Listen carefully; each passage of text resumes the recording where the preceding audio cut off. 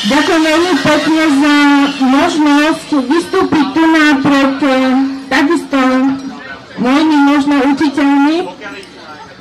To, čo povedali naši predrečníci, je všetko pravda. My sme rovnako v úvode našich protestných aktivít prechádzali tým istým scenárom, obviňovali nás politikárčenia, zastrašovali, vyhrážali sa, nabávali cez riaditeľov, samozrejme spriaznili, robili zle, ale my stále hovoríme, že vydržíme.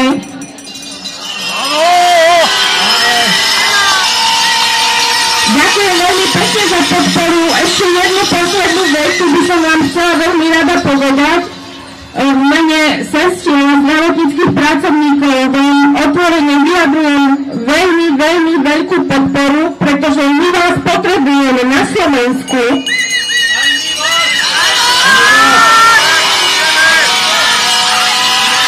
A chcem povedať, že na Slovensku v súčasnosti chýba 12 000 sestier.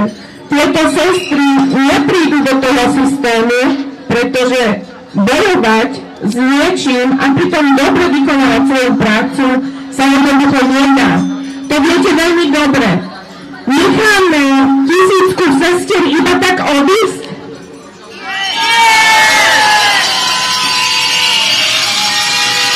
My chceme, aby slovenskí pacienti mali slovenskú sestru, vzdelanú, múdru